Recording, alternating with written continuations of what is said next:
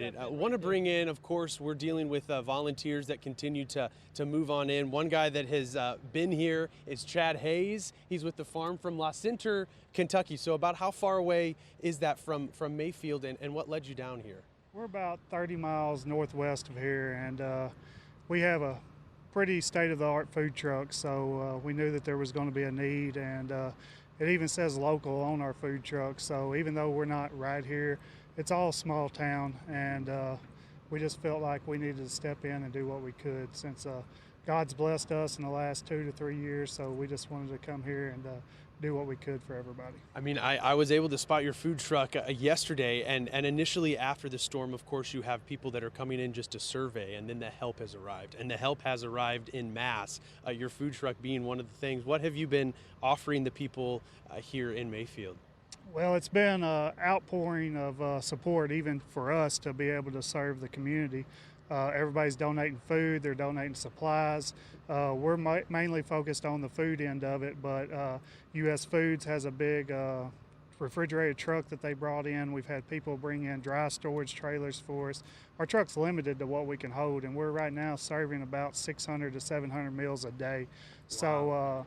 So, yeah, it takes a small army, I guess you would say, but yeah, it's just been the ongoing support and the people that's helping us to be able to help these people is just tremendous. I know about where you're located. I don't know if we'd be able to spin the camera around. I don't want to put Steven on the spot. He might shake his head no, our photographer here. But it's just down the road a little bit, about a block. It's close to the fire station.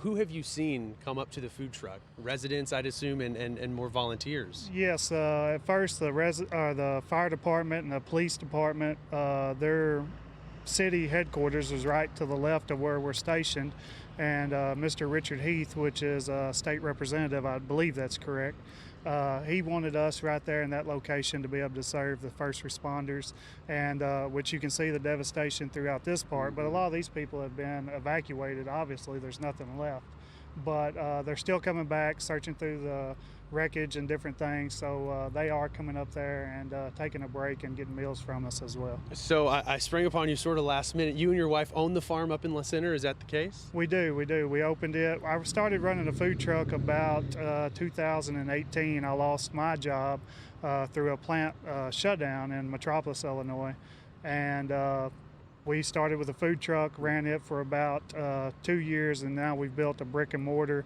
We currently operate 2 food trucks and the brick and mortar restaurant, which is located in La Center. So 2018, I mean, sometime but not too long, has there been other, or have there been other natural disasters that you've responded to, or is this the first one? No, this is the first one, but it's unreal. It's going to be hard to stay put after I see the need here, and there has been some other ones, but I don't know that we were equipped to do it. Even right now, I've got people reaching out to me wanting me to take my other small food truck. We've kind of put it on standstill because I don't have the manpower to man it. But Dawson Springs, you know, I heard they're in bad shape and needing food. I had a friend of mine reach out to me last night. So it is available, you know. I wouldn't be opposed to somebody that's experienced or has some knowledge of running one, but it's not just going and setting up. You've got to be able to get generators refueled. You've got to be able to keep the refrigeration going. It's a huge task, especially with being 30, 40 miles away from your home base. You got to bring the resources to you. Yeah, you certainly do. And given the amount of people, just how many homes have been affected here, and then the influx of volunteers, you know, people need to eat, and you and your wife are doing a great work. I mean, any idea of how long you might be staying here? We just heard from our Steve Harrigan. He's down in Dawson Springs right now. I mean, there are several communities that are in need, including here in Mayfield. I mean, any idea? We kind of took it day by day at first, and we said as long as there was a need that we were going to fill the gap, you know.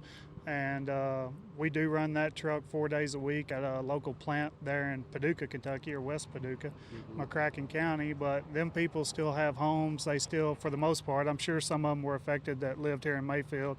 It's not uncommon for this area of the country, people to drive 40, 50 miles, maybe even a little further to work. Yeah. And but them people still have their jobs. Everything, for the most part, is intact. So if the need's here, they're understanding, and we're going to stay here as long as there's a need. Well, Chad, thank you so much with the farm. Really appreciate you coming on. John Marshall, I'll send it back to you in New York.